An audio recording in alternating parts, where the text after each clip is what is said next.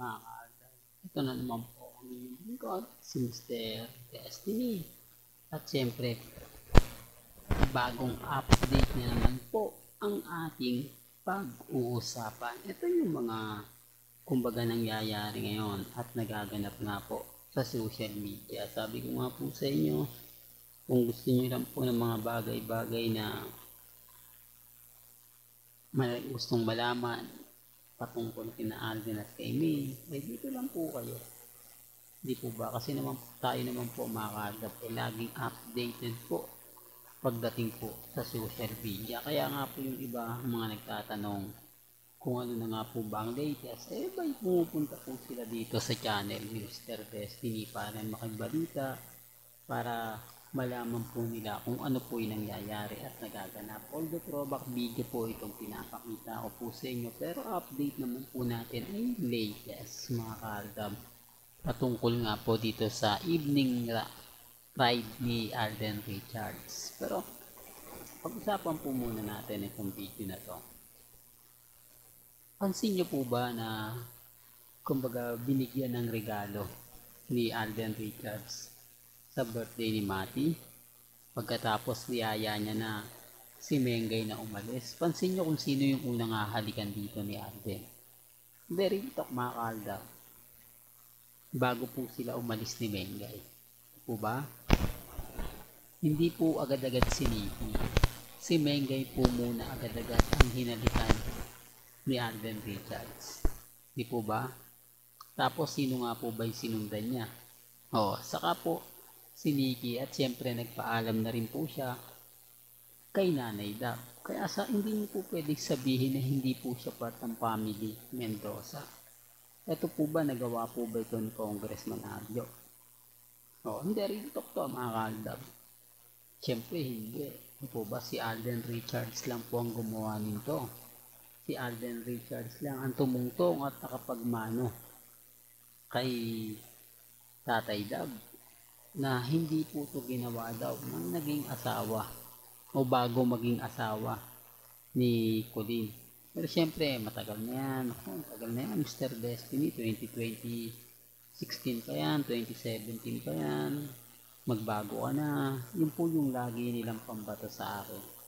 Yun po yung lagi nilang pambasag kay Mr. Destiny. Kaya nga sabi ko sa inyo, ako naman po, hindi naman po tayo namimilit Hindi po ba?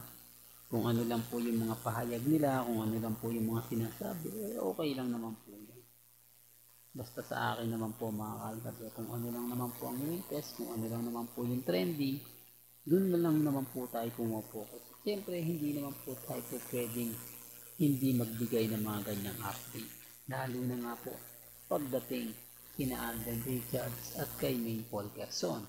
Hindi po ba? Real to kaya mga kaaldab, kaya nga kita nyo mas maraming apektado. Mas marami na iinis, mas maraming galit po kay Mr. Destiny kapag ako nagbibigay ng mga update dahil apektado po sila. Dito kaya mga kaaldab. Tapos ito pa po yung kumakalat na kumbaga sinasabi nila na si Mengay nga po raw talaga ay pinakamagandang babae sa showbiz. Isa sa 10 o sa 100 sexiest o sabihin natin na 10 most outstanding na beautiful Mengay. Totoo naman po yan. Pansin niyo po ba, simula po nung sinabi po ng Mina Christopher na hindi kagandaan si Mengay, anong ginawa po ng mga Aldab Nation?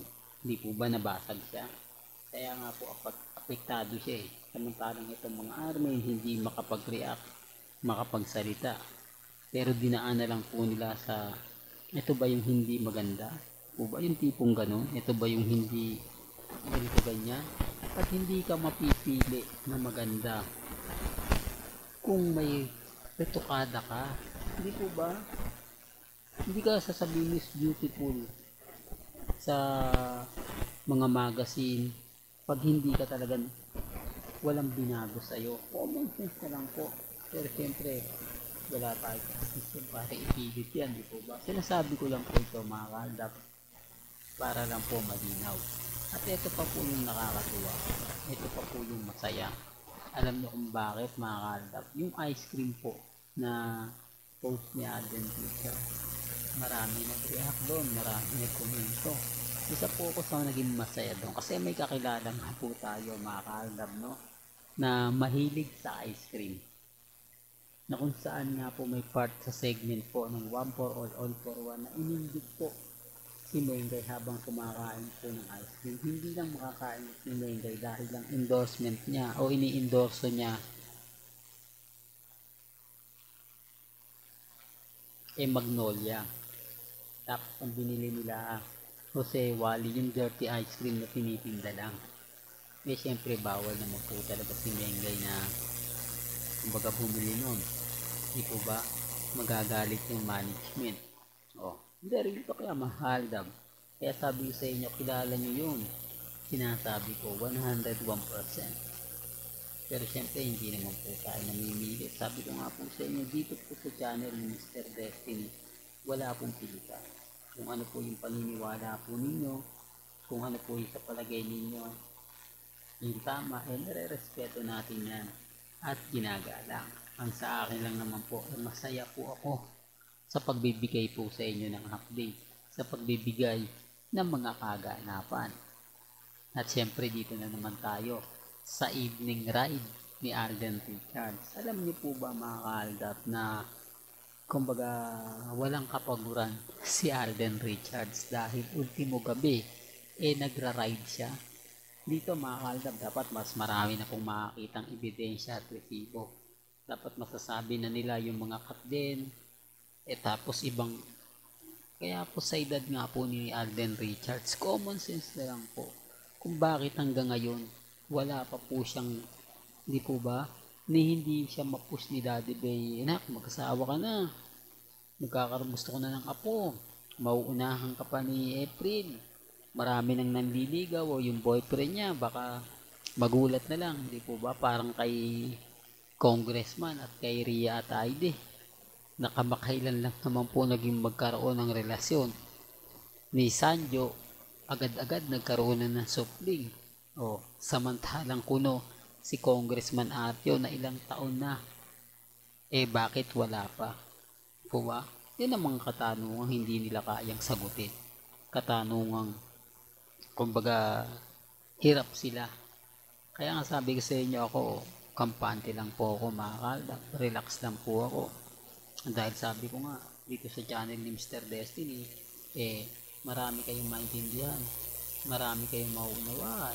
Siyempre pumapabor at umaayon po talaga para po sa atin. Kaya nga po yung iba nagugulat na lang sa akin, Mr. Destiny, ba't ganun? Ang daming ganito ganyan. Talagang ang dami mong nakukuhang o update na sa'yo lang. Kasi mga aldab, sabi ko nga po sa inyo, pag since 2015, aldab ka na, matik na yan. Mas madali na tayo magkakaintindihan at magkakaunawaan.